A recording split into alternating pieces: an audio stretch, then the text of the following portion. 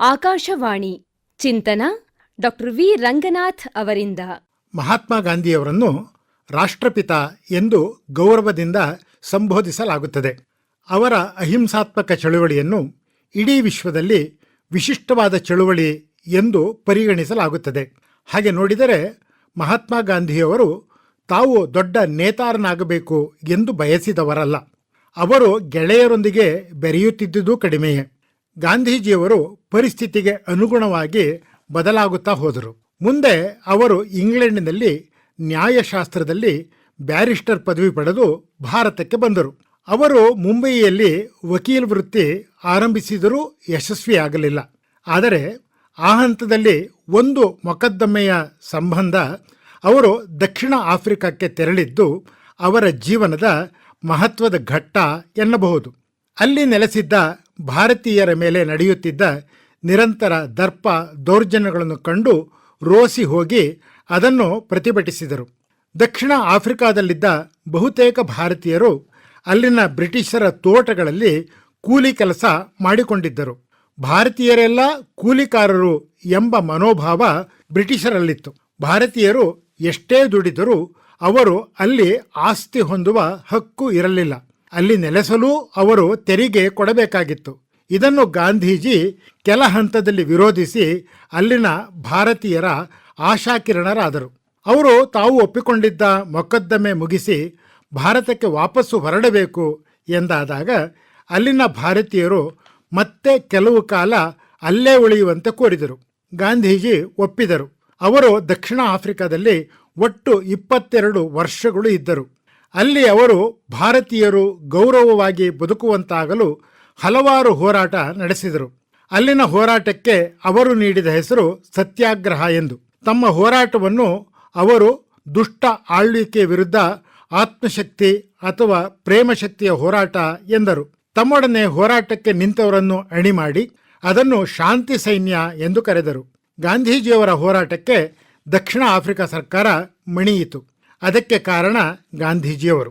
ನಂತರ ಅವರು ಭಾರತಕ್ಕೆ ಬಂದಾಗ ಸಹಜವಾಗೇ ಭಾರತದ ಸ್ವಾತಂತ್ರ್ಯದ ಹೋರಾಟದ ನಾಯಕತ್ವ ಪಟ್ಟ ಅವರಿಗೆ ಲಭಿಸಿತು. 1919ರಲ್ಲಿ ನಡೆದ ಜಲಿಯನ್ ವಾಲಾ ಬಾಗ್ ಘಟನೆ ಭಾರತದ ಸ್ವಾತಂತ್ರ್ಯದ ಹೋರಾಟದ ಕಾವು ಹೆಚ್ಚಿಸಿತು. ಗಾಂಧೀಜಿ ಭಾರತ ರಾಷ್ಟ್ರೀಯ ಕಾಂಗ್ರೆಸ್ನ ನಾಯಕರಾದರು. ನಂತರ ಹಲವು ಬಾರಿ ಸತ್ಯಾಗ್ರಹ, ಜೈಲುವಾಸ, ಉಪವಾಸ ಅನುಭವಿಸಿದ ಗಾಂಧೀಜಿಯವರಿಗೆ ಅವು ಅಭ್ಯಾಸವಾಗಿ ಹೋಗಿತ್ತು.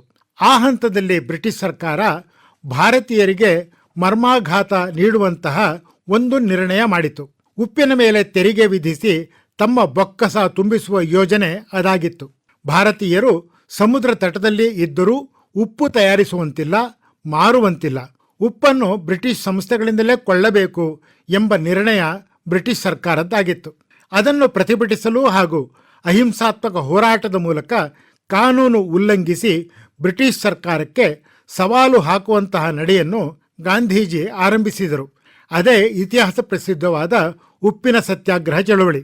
ಉಪ್ಪಿನ ಮೇಲಿನ ಕರವನ್ನು ಉಲ್ಲಂಘಿಸಲು 1931ರಲ್ಲಿ ಸಬರಮತಿ ಆಶ್ರಮದಿಂದ 241 ಮೈಲಿ ದೂರದ ಸಮುದ್ರ ತೀರದ ದಂಡಿ ಎಂಬಲ್ಲಿಗೆ 78 ಮಂದಿ ಸತ್ಯಾಗ್ರಹಿಗಳೊಂದಿಗೆ ಪಾದಯಾತ್ರೆ ಹೊರಟರು.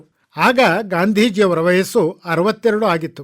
ಆದರೂ ಊರುಗೋಲನ್ನು ಹಿಡಿದು ದಿನಕ್ಕೆ 10-12 ಮೈಲುಗಳಂತೆ 23 ದಿನಗಳು ನಡೆದು ದಂಡಿ ತಲುಪಿ ಅಲ್ಲಿ 1931ರ ಏಪ್ರಿಲ್ 6ರಂದು ಈ ಮೂಲಕ ನಾನು ಬ್ರಿಟಿಷ್ ಸಾಮ್ರಾಜ್ಯದ ಅಡಿಪಾಯವನ್ನು ಅಲುಗಾಡಿಸುತ್ತಿದ್ದೇನೆ ಎಂದು ಘೋಷಿಸಿ ಉಪ್ಪು ತಯಾರಿಸಿದರು.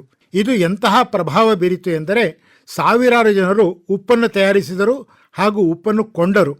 ಅಲ್ಲಿಂದ ಮುಂದೆ ಬ್ರಿಟಿಷರ ಸರಕುಗಳನ್ನು ಕೊಳ್ಳದಿರುವ ಹೋರಾಟ ಮೊದಲಾಯಿತು. ಈ ಚಳುವಳಿಗಾಗಿ ಗಾಂಧೀಜಿಯವರ ಬಂಧನವಾಯಿತು. ಈ ಚಳುವಳಿ ಇಡೀ ವಿಶ್ವದ ಗಮನ ಸೆಳೆಯಿತು. ನಂತರ ಬಿಡುಗಡೆ ಹೊಂದಿದ ಗಾಂಧೀಜಿ ಮತ್ತಷ್ಟು ಪ್ರಖರವಾಗಿ ಸ್ವಾತಂತ್ರ್ಯ ಹೋರಾಟ ಮುಂದುವರೆಸಿದರು. ಗಾಂಧೀಜಿಯವರ ಈ ಉಪ್ಪಿನ ಸತ್ಯಾಗ್ರಹ ಇಡೀ ದೇಶದಲ್ಲಿ ಸ್ವಾತಂತ್ರ್ಯದ ಸಂಚಲನ ಮೂಡಿಸಿ ಮುಂದೆ ಬ್ರಿಟಿಷರು ಭಾರತ ಬಿಟ್ಟು ಹೋಗುವವರೆಗೂ ಮುಂದುವರೆಯಿತು. ಡಾಕ್ಟರ್ ವಿ ರಂಗನಾಥ್ ಅವರಿಂದ ಚಿಂತನ ಕೇಳಿದಿರಿ. ಈ ಕಾರ್ಯಕ್ರಮ ಆಕಾಶವಾಣಿ ಮೈಸೂರು ಕೇಂದ್ರದ ಕೊಡುಗೆ.